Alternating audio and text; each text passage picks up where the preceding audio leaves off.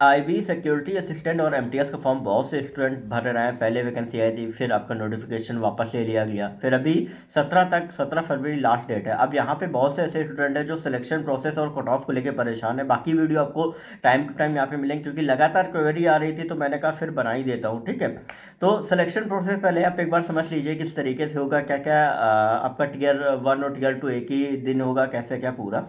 तो यहाँ पे क्या होगा कि सबसे पहला जो आपका एग्जाम होगा वो आपका टीयर 1 का एग्जाम होगा, जो कि आपका 100 मार्क्स का जो एग्जाम है वो आप सभी का रहने वाला है। ठीक है, और इसमें आपके जो सब्जेक्ट्स है, जैसे आप सभी ने देखा होगा कि ओवरऑल आपके जो 20 क्वेश्चंस आपके आएंगे 1 मार्क्स के, 1/4 नेगेटिव मार्किंग आपकी रहेगी। ठीक है, और ओवरऑल जो सब्जेक्ट है वो आपके 5 रहेंगे। पहला आपका जनरल अवेयरनेस, दूसरा क्वांट, तीसरा आपका रीजनिंग का रहेगा, चौथा आपका रहेगा इंग्लिश लैंग्वेज का, और पांचवा आपका रहेगा जनरल स्टडीज का। ठीक है, तो ओवरऑल ये 5 आपके सब्जेक्ट है। अब इनमें सबसे इंटरेस्टिंग बात यह है कि जनरल अवेयरनेस जो आपके करंट अफेयर रहती है उसका सेक्शन जो है वो आपका अलग कर दिया गया, और जीएस का सेक्शन आपका अलग है। तो अब यहाँ पे करंट अफेयर का जो रोल है वो बहुत ज़्यादा इंपॉर्टेंट आप सभी के लिए हो गया है। ठीक है, तो 100 क्वेश्चन आएंगे, 100 मार्क्स के, 1/4 नेगेटिव मार्किंग टीयर 1 की रहेगी। तो टीयर 1 की एग्जाम डेट जो आपकी रहेगी वो आपकी अभी जैसे 17 फरवरी लास्ट डेट है, तो उसके बाद जो आपका एग्जाम रहेगा वो आपका मई में आपका शेड्यूल होने के पूरे पूरे चांसेस है टीयर 1 एग्जाम के। ठीक है,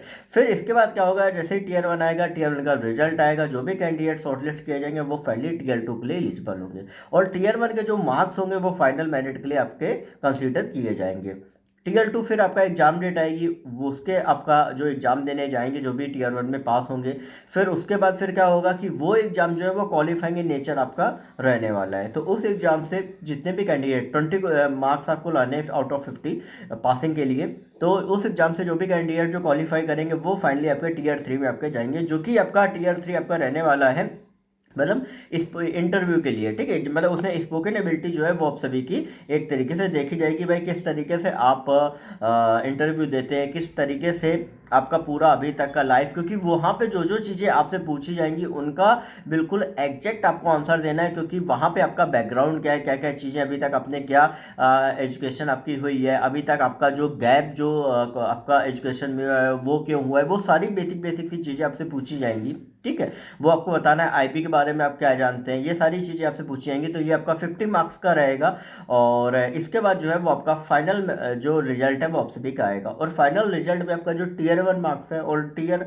3 जो मार्क्स हैं, उन दोनों की जो मार्क्स है वो कंसीडर करके फाइनल मेरिट जो है वो आपकी बनाई जाएगी। अब इस तरीके से अगर हम देख ले तो 150 आपके टीयर 1 में, और आपका 50 जो है वो आपका टीयर 3 में आपके जो है वो आपका ओवरऑल कंसीडर करके मेरिट यहाँ पे बनाई जाएगी। अब यहाँ पे किस तरीके से आप सभी को सेफ स्कोर लाना है, ठीक है, किस तरीके से आपको अपनी प्रिपरेशन करनी है, वो मैं आपको अलग से एक वीडियो में आपको बना दूंगा। ध्यान से आप सभी इस पूरा वीडियो को देखिएगा। बाकी अपडेट्स के लिए चैनल को सब्सक्राइब करके बेल नोटिफिकेशन आइकन ऑल पे कर ले, सारी अपडेट्स यहाँ पे मिलेंगी। कोई भी क्वेरी रहे तो इंस्टाग्राम पर सरकारी नौकरी वाले बाबा टाइप करके आप सभी पूछ सकते हो। ओके।